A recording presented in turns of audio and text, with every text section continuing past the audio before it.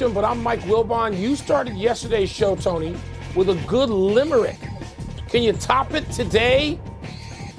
I'm Tony Kornheiser, and I'll try. There once was a GM so daft, dealt his star and gave fans the shaft. Some said he'd get fired, but last night he acquired the #1 pick in the draft. How's that? That's good. That's pretty good.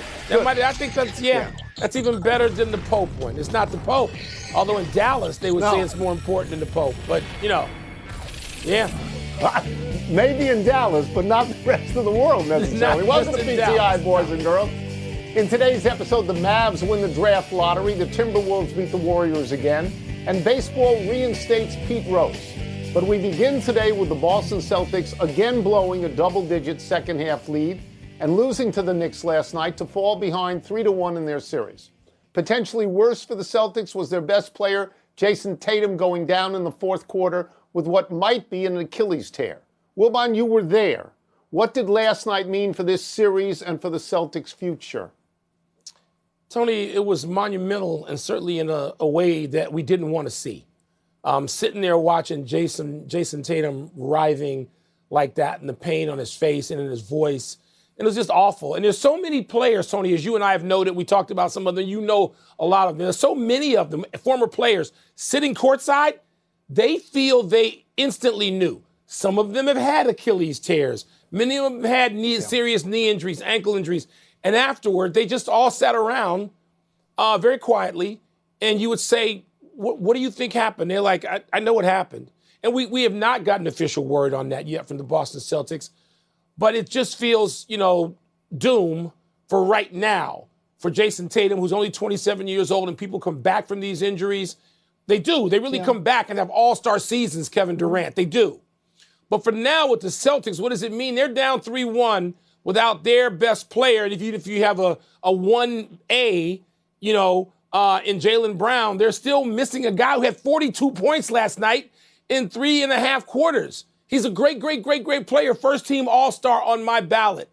And so now you lose him from this series. The Knicks get one more game at home if they can't close it tomorrow night in Boston. And then you start to wonder, if they're eliminated, the Celtics, what happens to the Celtics going forward with a $500 million roster? And they become big picture questions. But for now with the series, Tony, the Knicks are in control at 3-1. Yeah, let me be very clear about this. If Jason Tatum can't play, this series is over. The Celtics cannot and will not beat the Knicks 3 in a row. But let me be also clear about this. When Jason Tatum went out last night, the Knicks were ahead.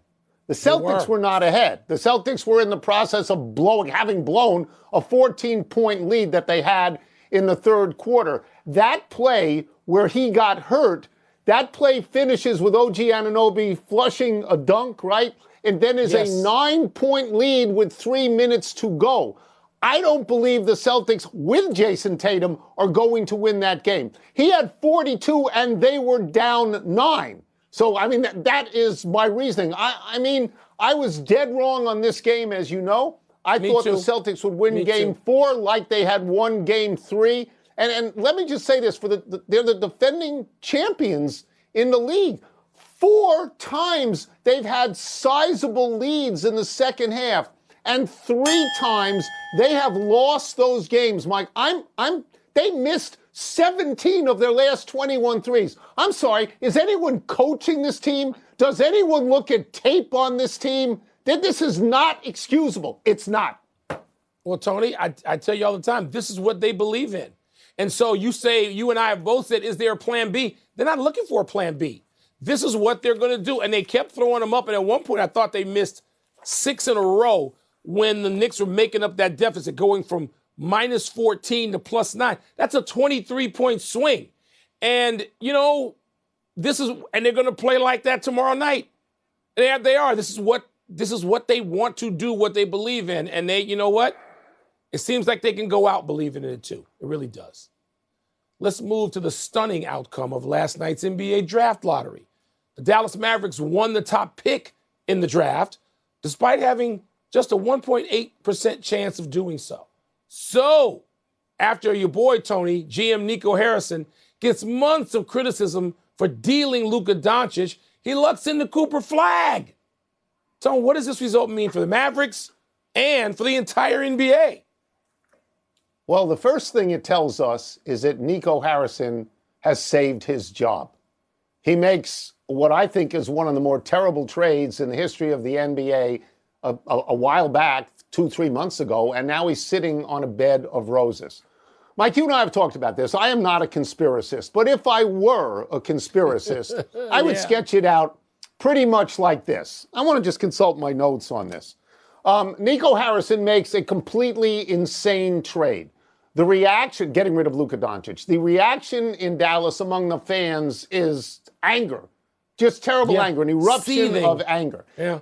Then you hear that the owners aren't even crazy about staying in Dallas. They might want to go to Las Vegas. The team collapses because of injuries and other things. They end up in the play-in game. They lose in the play-in game, and then they end up in the lottery. So then the league says, hey, we got to fix this. Dallas is a really important franchise. And they rigged the lottery so that the team with a 1.8 chance of winning it actually wins it, and they get Cooper Flagg. And as you and I both have talked about, Cooper Flagg will be more popular than Luka Doncic even in Dallas. And when you put him next to Anthony Davis, there are going to be times when you're going to say to yourself, wow, this feels like Bird and McHale. And then they're going to get Kyrie Irving back, who is a championship guard. He has a ring as a point guard. So now Dallas is fixed. Dallas is thriving. Nobody's going to talk about Las Vegas. And the only thing that could screw it up is if Nico Harrison trades the number one pick. That's the only thing. Yeah. And now but I'm the not plot a conspiracist.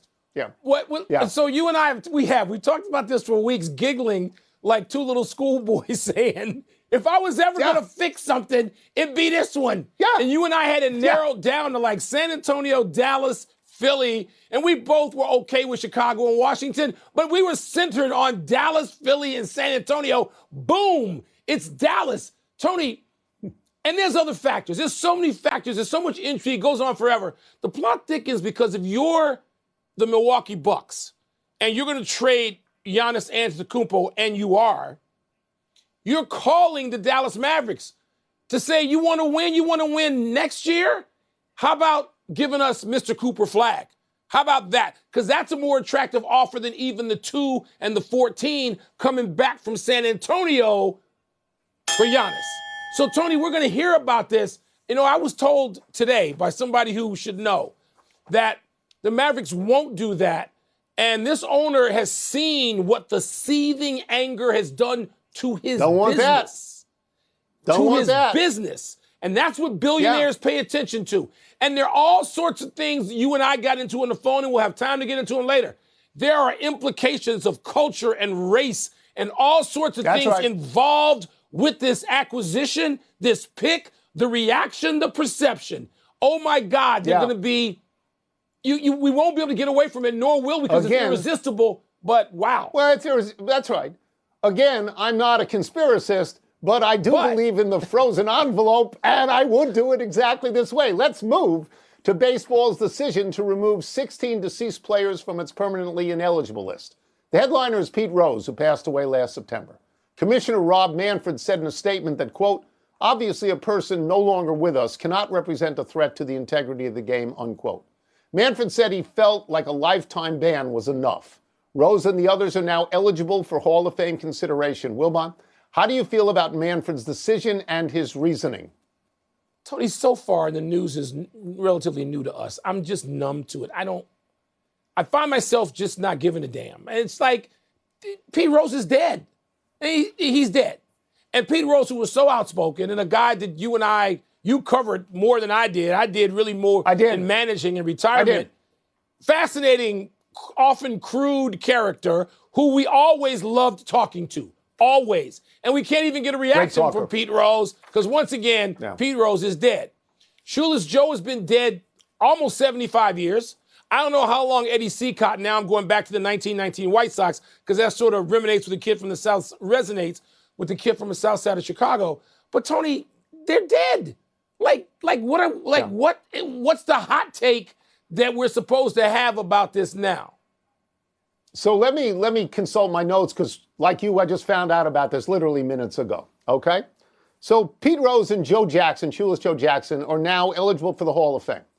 But Rob Manfred does not put you in the Hall of Fame. The baseball writers who are members put you in the Hall of Fame. Those baseball writers, as we know well, are guardians of the game. They take violations very seriously. Joe Jackson fixed games. Okay, Pete Rose bet on games as a manager of one team. That doesn't go away. You know who else is eligible for the Hall of Fame right now? Barry Bonds is eligible. Mark McGwire is eligible. Sammy Sosa, Roger Clemens, they're eligible. Are they getting in anytime soon? Doesn't look that way from the voting. As you know, Mike, I would put Pete Rose in the Hall of Fame.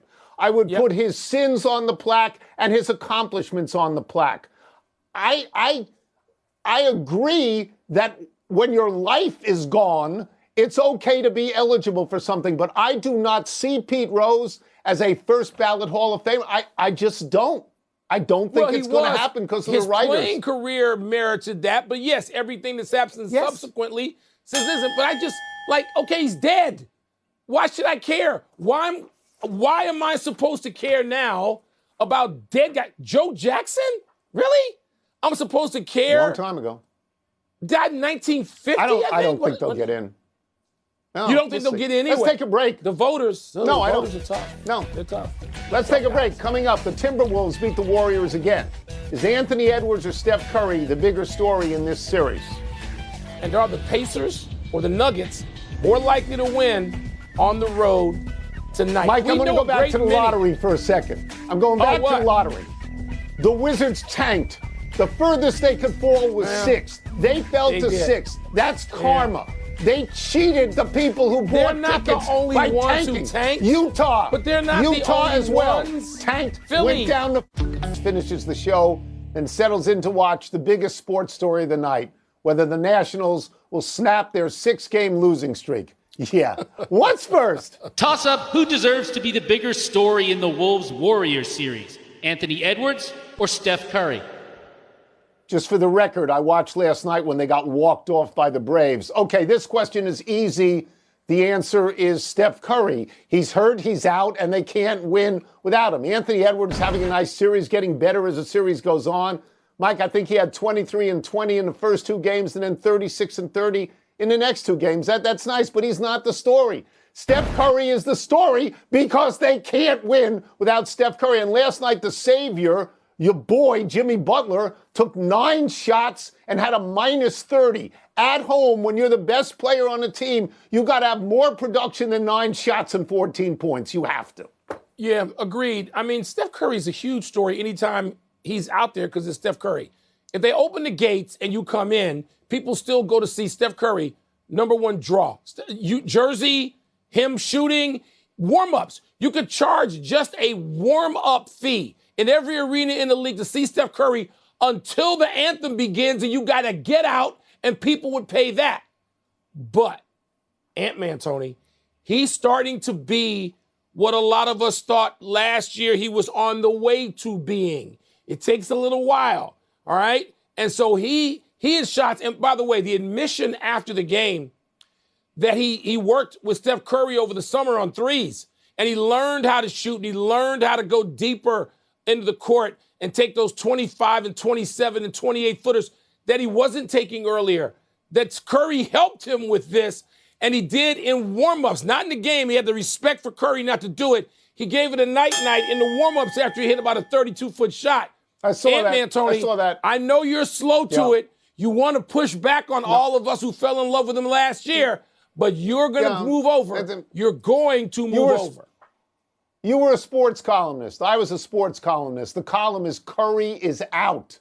Everything stems from Curry being out in that series. What's next? Toss up more likely to win on the road tonight, the Pacers or the Nuggets? I don't like the Nuggets to win tonight. I mean, the Nuggets have had to have miracles to win their games. They had a last-second 3 on one. They went to overtime in another. What's left for Jokic to get 50 points? But he's shooting terribly, especially from 3. So I don't like the Nuggets tonight. I'm not saying I like the Pacers, but I think that the Pacers have been really impressive in this series. They have won games small, medium, and large. They won by 1, they won by 9, they won by 20. It's a very impressive body of work from a team where nobody in America can name 3 starters. So I think they're going to win the series. If not tonight, I think they're going to win it the next shot that they've got. Yeah, I think the answer to this question specifically, though, Tony, is the Nuggets. Because they're still champs. And even when they play, like a C-plus game, they can be in it because they know how to close. And even though Joker's being defended, okay? Yeah. Oklahoma City's the number one defense in the league for a reason all season. They got bigs, multiples of them. They know how to at least try to defend Joker.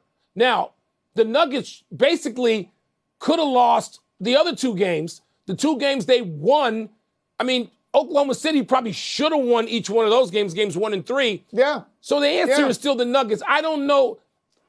Even though Cleveland is hurt, Tony, those guys are limping around. So Cleveland looks good for the taking, but we don't know how sturdy Donovan Mitchell will be. No, that's right. We don't know about the other three guys. And that's why I think Indiana has a better chance. Has a better chance. Because it's reasonable. That's what I'm saying. It's reasonable, but, Joker, hard to go against him. That's it.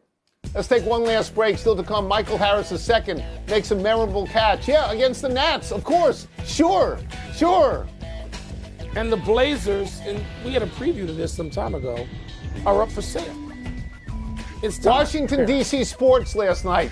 Capitals lose, Wizards fall to 6, Nats get walked off by the Braves. Nice night, huh? Move. Nice night. You should move. Pick up and move. Move to a place where there's some winners. North Scottsdale is where I'm thinking. Yeah, baby. Big Finish is brought to you by Staybill. Keep your engines healthy. Start with Staybill. Happy time, people. Happy 22nd birthday, Jackson Dart. Dart is the Ole Miss quarterback who became the second quarterback taken in last month's NFL draft when the New York Giants took him at number 25, long after their early first-round pick of Abdul Carter. The Giants needed a quarterback because Daniel Jones had not worked out and had been released during the season.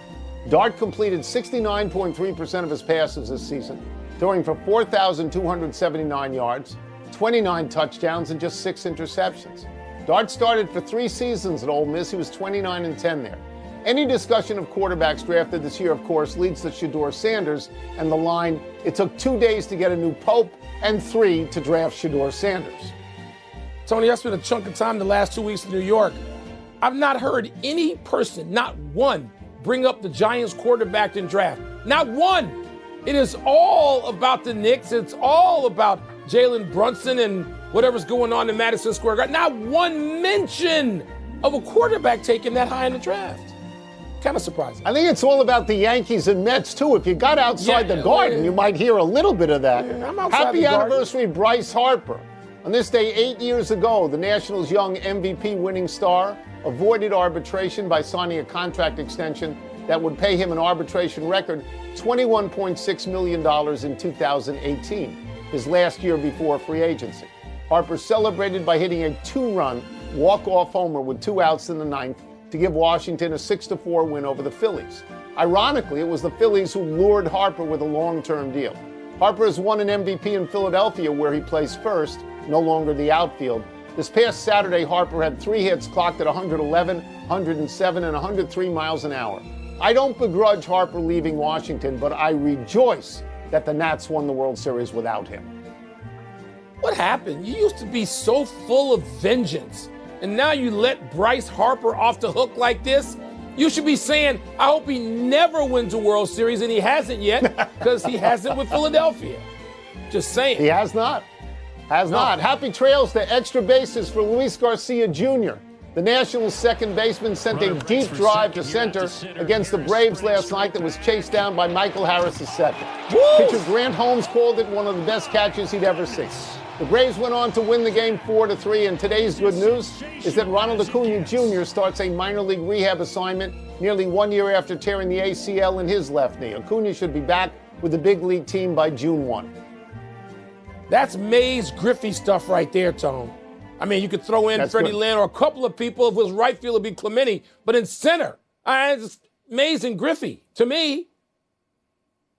One update, the Celtics just announced a bit ago that Jason Tatum, in fact, underwent surgery to repair a torn right Achilles tendon today, and we rushed to the Big Finish. The card have won 9 straight. Are you impressed?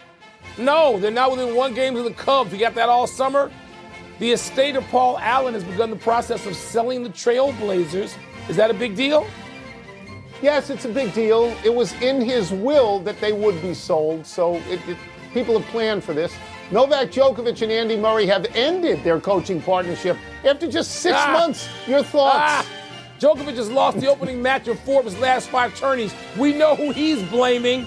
Bengals pass rusher Trey Hendrickson says he won't play the upcoming season under his current deal. Does that make sense? So the Bengals have given everybody on offense a lot of money. And this guy's great at sacks, and they haven't given him a lot of money, so I understand it from his point of view. Last one, the Jets are at the Stars tonight. Who you got? I want the Jets to even this thing up at 2-2. I mean, Dallas has had so much good news lately. The WNBA draft, the NBA lottery. Enough. Winnipeg, let's go. We're out of time. We'll try and do better the next time, and I'm Tony Kornheiser. I'm Mike Wilbon. Same time tomorrow, Knuckleheads. You can get the podcast on the ESPN app or Apple Podcasts. And now, here's Sports Center. PTI.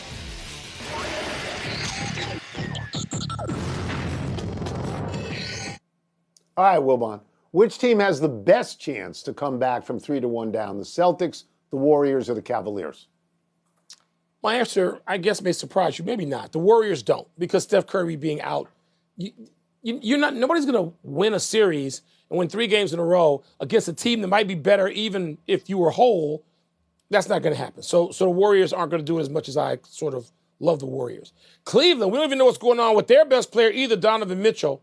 And then Garland's been gimpy. He's back in the lineup, and Evan Mobley's back, but they don't look particularly energetic and whole. So the answer is the Celtics, because what the Celtics have is a bunch of guys who are still in green who have championship rings from last year. And Drew Holiday has a couple from another, one other from another place. But you got Jaylen Brown, who's a top 15 player in the league, maybe top 10. You got Derek White, who's so incredibly clutch. Porzingis, Pritchard, the 6th man of the year, Al Horford, and I mentioned Drew Holiday. That's 6 studs. They know how to play together. Yes, they're going to miss Jason Tatum. I don't expect they can win 3 games without him, but they can certainly win tomorrow in Boston without him. I'll be there. So the answer is the Celtics. It is. Yeah, the correct answer is none. None of the above. None of the above is going to come back from 3-1 and win the series. No, okay, because it's about having your best players out there. Steph Curry is the best player on the Warriors. They haven't won since he hasn't been out there. We don't know about Donovan Mitchell, how sturdy he's going to be. He's the best player on that team. We don't know how he's going to look out there. And Indiana has just run over Cleveland in most of these games. Indiana's been really impressive. And I know what you're saying about the Celtics, but the Celtics have blown 3 leads, in big leads against a team that they should beat with all those guys that you mentioned, even without Tatum. And now they lose Tatum, who is their best player. And you don't think that they can win 3 in a row. I know you don't think that. I don't. It's wonderful for you to say you'll be there, but it doesn't mean they're going to win 3 in a row. So the answer is no. But you know what, Tony? The other team can have a sprained thing or torn thing too, and I'm not wishing it on anybody. But we've just seen what happens in an instant, right? And so I think the Celtics will win tomorrow night in Boston, and then we'll see. They're champions. Don't underestimate the heart of. I'm not doing that with the Celtics. I believe the Knicks will win this series, but it's going to be a fight, and the Celtics are going to fight them tomorrow night. That's what I expect. That's it. We're done. Back to you.